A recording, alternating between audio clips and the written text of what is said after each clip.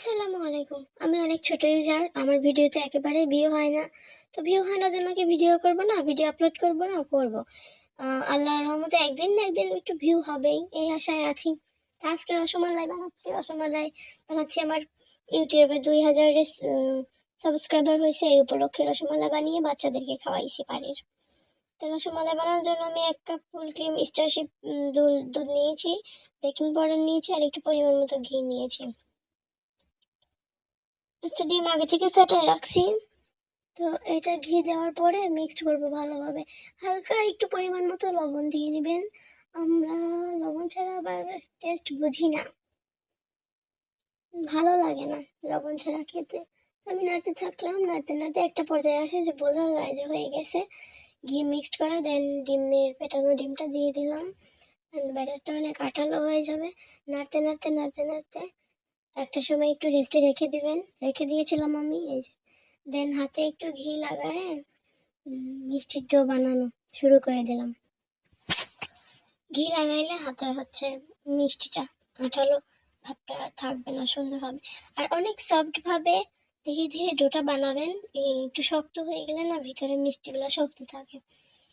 তোমার ডো বানানো হয়ে গেছে, এ পর্যায়ে আমি চলে গেলাম চুলাতেই আমি একটা কড়াই বসাই, একটু চিনি পানি দিয়ে নাড়তে থাকলাম। কালার না আসা পর্যন্ত, ক্যারামেলের কালার না আসা পর্যন্ত নাড়তেই থাকা লাগবে। নাড়তে হঠাৎ করে এক সময় দেখবো আমার কালার চলে আসছে। 1 2 3 4 5 6, এই যে আমার কালার চলে আসছে।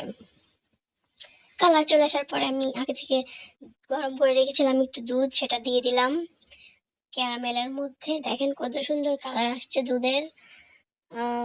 অ্যান্ড অনেক সুন্দর একটা স্মেল বের হচ্ছিল, আর দেখতে কিন্তু ইয়ামি হয়েছে। তো এরপর যাই দুধটা একটু গরম হবে অ্যান্ড ফুলে উঠতে থাকবে, তখন আমি হচ্ছে আস্তে আস্তে মিষ্টিগুলো দিয়ে দেব।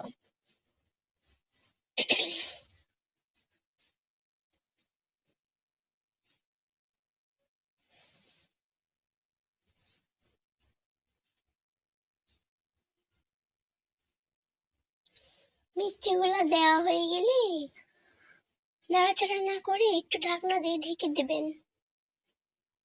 ঢেকে দেওয়ার পরে এই যে দেখেন আমার ফুলকো ফুলকো মিষ্টি রসমালাই তৈরি হয়ে গিয়েছে, কত সুন্দর দেখতে হয়েছে, মাশাআল্লাহ। তারপরে একটু জাল করব। আর এদিকে আমি আমি তো চিনি দিইনি, এখানে আগে থেকে চিনি সুরা মিক্সড করে রেখেছিলাম চিনি পানি দিয়ে। ওইটা ঢেলে দিয়ে একদম চুলা হালকা আছে দিয়ে রাখলাম। ঢেকে রাখবো দেন মিষ্টি আমার হয়ে গিয়েছে। আমি যে পিসিদের জন্য মিষ্টি বানাইছিলাম তারা খেয়ে খেয়ে আমার রিভিউ দিচ্ছে। মিষ্টি আলহামদুলিল্লাহ ভালো হয়েছে, সবাই একটু দেখবেন।